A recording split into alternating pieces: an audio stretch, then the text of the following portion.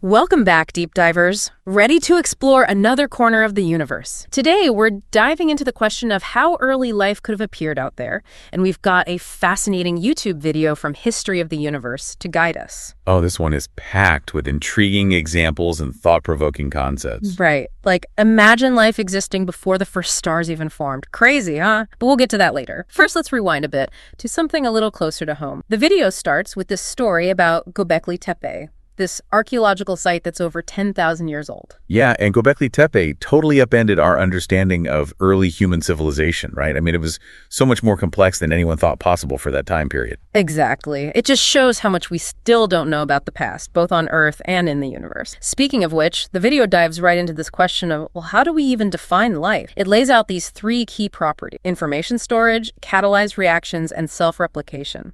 Right, and those properties help us in the search for life beyond Earth. But it gets a little tricky when you consider things like viruses, which can't replicate on their own. So are they alive? It's a fuzzy line for sure. Totally. And it makes you wonder if our current definition of life is too Earth-centric. Like, what if life out there is based on something totally different? The video mentions the Miller-Urey experiment, which created amino acids from simple molecules in a lab. It's a classic example of how the building blocks of life could form in some pretty basic conditions. Right, but what if life elsewhere doesn't even use those building blocks? What if it's based on silicon instead of carbon? Or something we haven't even imagined yet? It's mind-blowing. Okay, so if we're going to find life beyond Earth, maybe we need to start with where it could exist, right? Like the habitable zone, that sweet spot around a star where liquid water can exist. We're lucky enough to be right smack in the middle of our sun's habitable zone. Yeah, but Earth is kind of the Goldilocks planet. Yeah. You know, Venus is too hot, Mars is too cold, but Earth just right. It really highlights how delicate that balance. Totally. And that's what makes the search for exoplanets, planets outside our solar system, so exciting.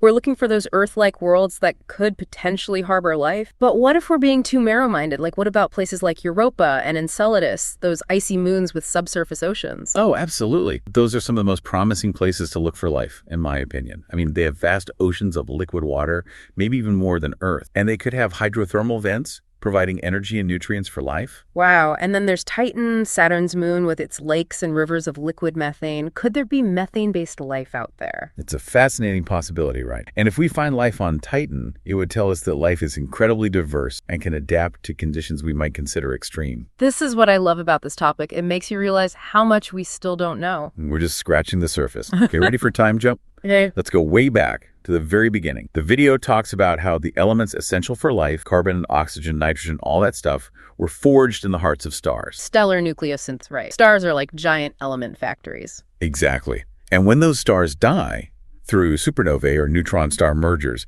they spread those elements throughout the universe.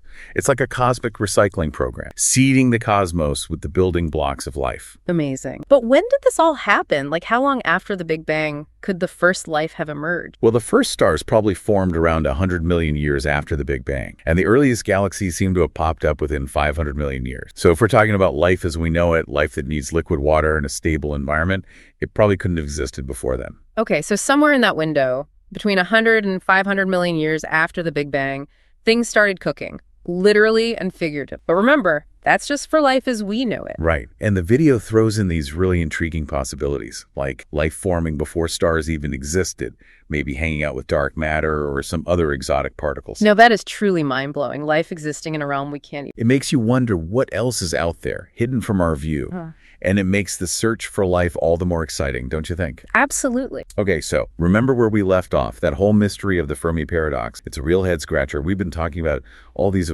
amazing possibilities for life out there, but we're still alone, at least as far as we know. It's kind of eerie, isn't it? All this vastness, and we haven't even found a trace of alien bacteria, let alone a whole civilization. Right. And one possible explanation for that, have you heard of the rare Earth hypothesis? Yeah, it's the idea that the conditions for life as we know it, especially complex life, are just super, super rare. Exactly. And we talked about how Earth is in this sweet spot, the habitable zone, with a stable magnetic field, a large moon, and all these other factors that make it just right for life. So maybe. So maybe we really are incredibly lucky to be here, like winning the cosmic lottery. It's a humbling thought for sure. But, the rare earth hypothesis is just one possibility. There's another idea that maybe simple life is actually pretty common out there, microbes and stuff. But the jump to intelligent life, like life that can build spaceships and write symphonies, that's the real hurdle. Right, that leap to sentience and technology might be incredibly rare. Makes you wonder, what is that spark? What pushes life to evolve beyond just surviving? It's a huge question. Okay, but what about this great filter? Yeah, that one's kind of scary. Yeah, the great filter. Basically, it suggests that there's some kind of barrier, some challenge that prevents most civilizations from reaching a certain level of, technological maturity. So maybe most civilizations hit a wall, whether it's a natural disaster or they run out of resources or they, blow themselves up. It's a sobering thought, isn't it? Like a cosmic test that most civilizations fail. Yeah. And it makes you wonder, are we heading for a similar fate? Okay, that's pretty. But maybe, just maybe, we can be the exception, right? Learn from the mistakes of others or whatever. We can hope. But what if the reason we haven't encountered any signs of other life is simply because we haven't been looking in the right places or for the right signals? Our technology is constantly evolving, Yeah, what if alien civilizations are communicating in ways we haven't even discovered yet? Exactly. We could be totally missing their signals. We've got SETI, the search for extraterrestrial intelligence, listening for radio signals. But no luck so far, right? And we're looking for these hypothetical megastructures like Dyson spheres, those giant structures that could enclose a star to capture its energy. Which would be a huge feat of engineering. But even if they exist, the universe is so vast. It's like finding a needle in a cosmic haystack. So maybe we need a different approach. What about looking for biosignatures, like in the atmospheres of exoplanets? Oh, that's a really promising avenue. By analyzing the light passing through a planet's atmosphere, we can look for gases that wouldn't be there unless life was present. Like oxygen or methane, right? Gases that are often produced by living things. Exactly. Finding those gases in the right proportions could be a strong clue. And we're already using telescopes to do this, But it's still really hard to detect those faint signals from so far away, right? Even with telescopes like the James Webb. Yeah, it takes a lot of data, a lot of analysis, and a bit of luck. But I'm optimistic. I really think that every new discovery, every technological advancement brings us closer to answering that question. Are we alone? It's a journey that's full of wonder and uncertainty, that's for sure. Thinking about all of this makes our own planet seem even more precious, Absolutely. It really highlights how fragile and unique Earth is. And it makes you realize we're all part of something much bigger, something we're only beginning to understand. Well, we've explored some possible reasons why we haven't encountered other life yet and the challenges of searching for it. But what if we did find something but wasn't what we expected? What if, instead of a thriving alien civilization, we found the ruins of one long gone? Yeah. So we're talking alien ruins, right? Like, what if we found an abandoned city on Mars? Or the remnants of some crazy technology orbiting a distant star? That would be a huge discovery. Think about it. It wouldn't just confirm that we're not alone, but it would also mean that other civilizations, even advanced ones, can fail. It's a bit unsettling, isn't it? Like finding a ghost town in space.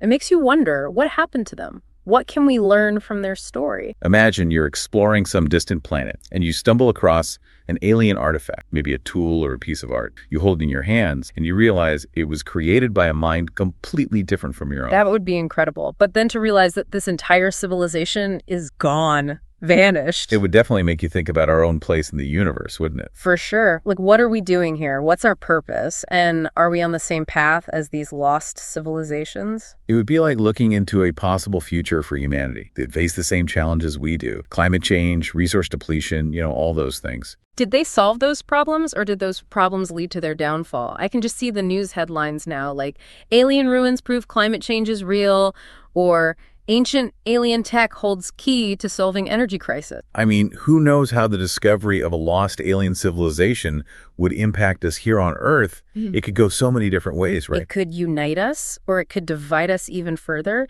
It could inspire us to reach for the stars, or it could make us afraid of what's out there. It's a really interesting thought experiment. It shows how much our perspective can shift when we encounter something truly unexpected. Well, we started this deep dive asking how early life could have appeared in the universe, and we ended up talking about the end of civilization. It's been quite a journey. It really highlights the vast scale of time and space and how much we still don't know. But I think that's what makes exploring these topics so fascinating, right?